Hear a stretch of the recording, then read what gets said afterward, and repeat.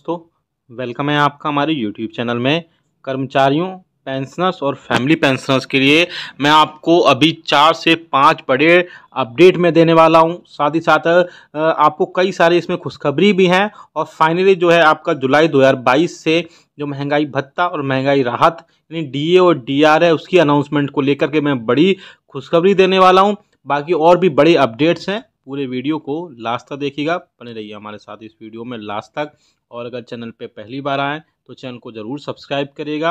हम आपके लिए ऐसी न्यूज़ इन्फॉर्मेशन लाते रहते हैं। साथ ही साथ चैनल सब्सक्राइब करने के बाद में बेल आइकन को भी प्रेस करिएगा, तभी आपके पास हमारी वीडियोस की लेटेस्ट नोटिफिकेशन आएगी और आप हमारी वीडियोस को इसी तरीके से आप आगे भी वॉच कर पाएंगे। ये वीडियो थोड़ा सा बड़ा हो सकता है, लेकिन आपको जो है कई सारे अपडेट्स देखने को मिलेंगे जिनसे आपको जो है आपके सारे डाउट्स क्लियर हो जाएंगे, चाहे वो DA DR पर हो, चाहे वो 18 मंथ DA एरियर पर हो, फिक्स्ड मेडिकल अलाउंसेस पे हो, आपकी बेसिक पेंशन में बढ़ोतरी से रिलेटेड हो, और भी कई सारे अपडेट देने वाला हूँ।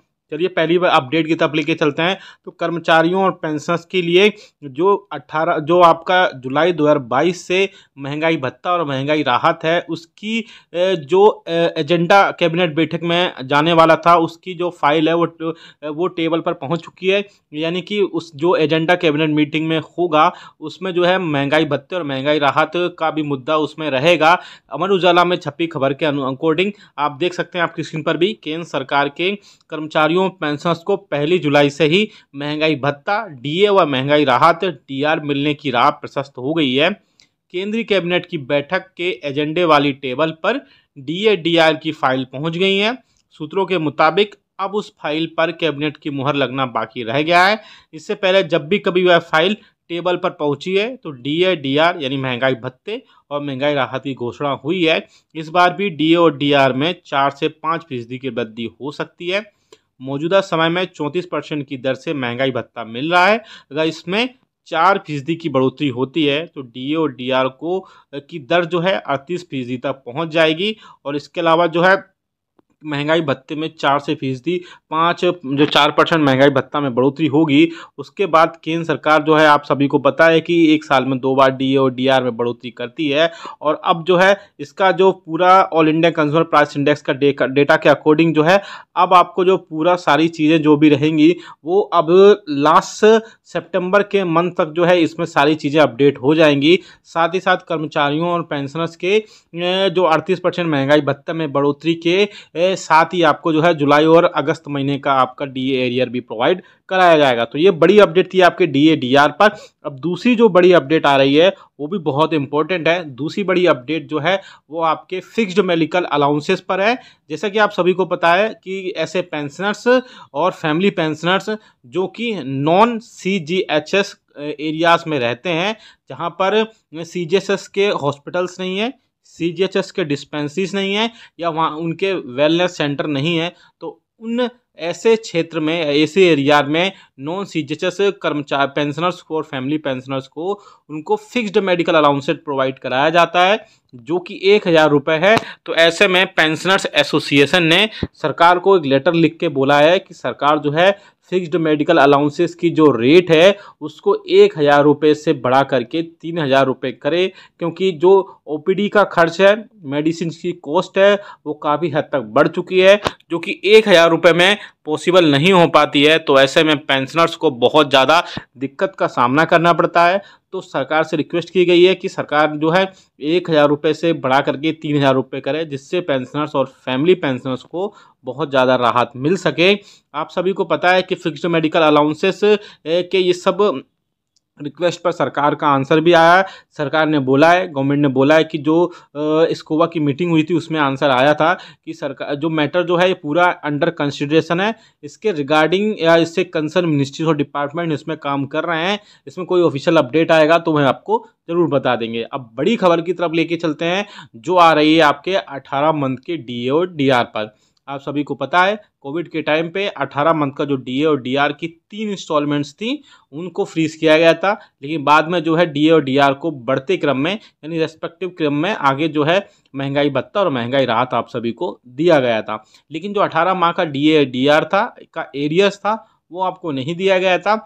ऐसे में अब जो खबर आ रही है, अब मीडिया में ऐसी खबरें आ रही हैं कि सरकार जो है सितंबर के लास्ट मंथ में जो कैबिनेट की बैठक हो रही है, जिसमें डीए और जो 4% महंगाई भत्ते और महंगाई राहत का मुद्दा है, यानी कि 4% की महंगाई भत्ते और महंगाई राहत की अनाउंसमेंट होने वाली है, उसमें ही जो है 18 महीने के डीए और डीआर की जो है घोषणा हो सकती है। ऐसा मीडिया में खबरें आ रही हैं, लेकिन मैं आपको बता दूं, मुझे नहीं लगता कि अभी जो है 18 मंथ का डीए और डीआर की घोषणा जो है वो इस मंथ हो सकती है, क्योंकि सरकार ऑलरेडी जो है 4% डीए और डीआर का जो है बढ़ा रही है। तो ऐसे में जो है कर्मचारियों और पेंशनर्स के लिए जो 18 मंथ का डीए डीआर है, तो इस महीने जो बढ़ना बहुत ही कम चांसेस हैं, लेकिन फिर भी कुछ कहा नहीं जा सकता है। लेकिन अकॉर्डिंग टू मी बहुत कम चांसेस हैं कि आपको 18 मंथ का डीए और डीआर इस समय सरकार आपको प्रोवाइड करा पाए।